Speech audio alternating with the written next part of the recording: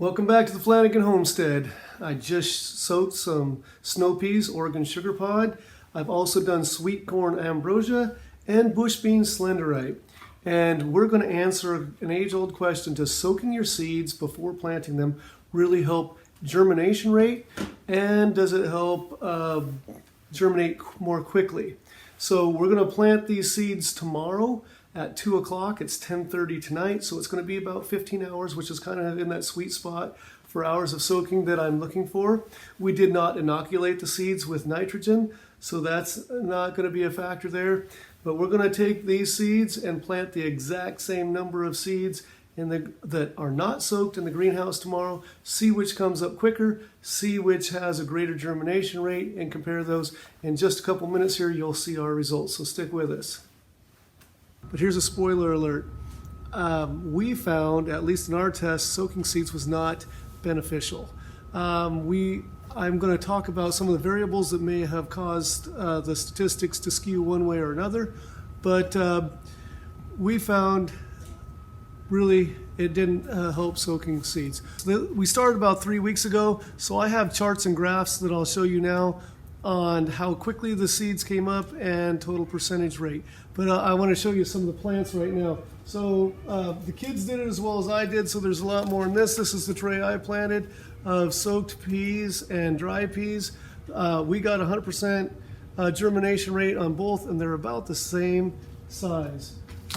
You can see the same thing. Here's a student thing for corn, and our statistics will show the corn ended up about the same. So we have the dry corn over here, we have the soaked corn seed over here, ended up about the same thing.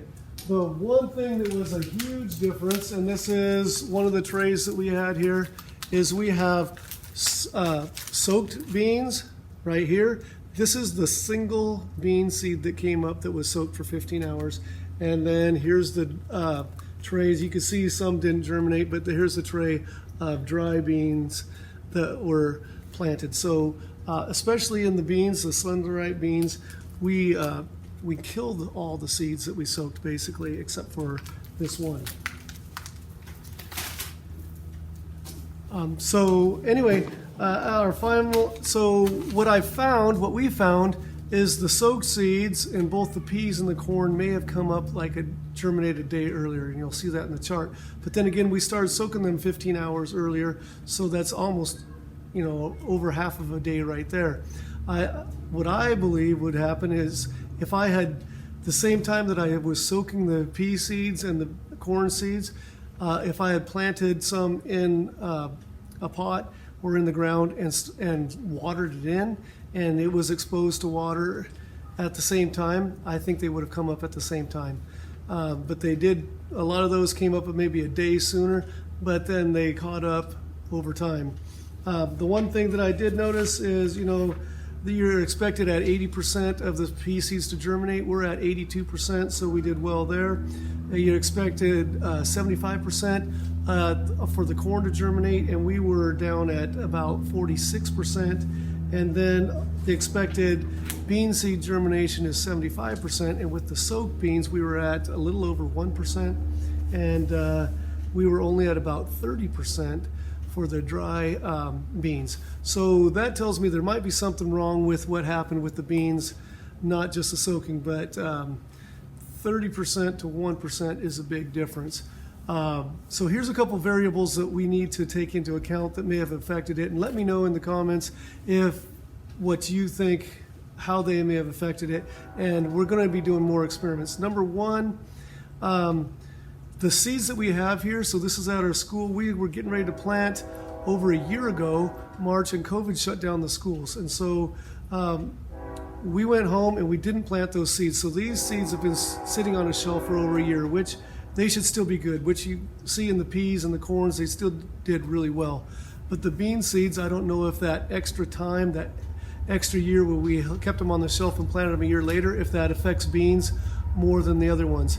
The other variable that you might want to know about is I brought the pans that I was soaking them in out here and set them in the greenhouse in the morning. That happened to be a really sunny day, and when I pulled the seeds out, all of them, including the beans, corns, and peas, the water temperature was really warm. It felt like warm bath water or cool. I didn't take the temperature, but I would say it was almost hot tub temperature, so right around 100 degrees, 101, whatever you keep a hot tub at. So did we cook the bean seeds, but not the peas and corns? I don't know, but the pan of water was really warm. And the other thing is this greenhouse has been really inconsistent temperature. You might be able to tell from behind you, we're in kind of a construction phase trying to fix the swamp cooler because the swamp cooler wasn't working. Now it's kind of cold this time of year, but when we do get direct sunlight like today, it's been getting really warm in the greenhouse.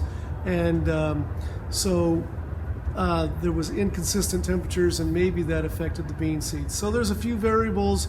It wasn't quite as controlled of an environment as I'd like for a study like this. So those may have affected specifically the bean seeds. Now we're getting the swamp cooler fixed, so the temperature is going to stay more consistent here. I did soak, I'm starting another experiment where I've soaked some bean seeds where I did it for less hours. It's going to be more like 6 hours instead of 15, and we planted those a little while ago, so there might be an update on that. We're going to see if, number one, the water temperature never got that hot this time when we soaked the bean seeds, and 2, we didn't soak it as long, and 3, the greenhouse temperatures are going to be more consistent, and we'll see if that works. But anyway, soaking your pea seeds and your corn seeds, almost exactly statistical numbers for the rate of germination. The bean seeds, we basically killed them when we soaked them. So that's what we found in our little test. Thanks for joining me on the Flanagan Homestead, where Christmas trees are my business, teaching, including horticulture here, is my job, and outdoor projects are my passion. We'd love it if you'd like, share, and comment. I would like to hear from you on what you do to be successful, or if you have comments, those are great, would be great too.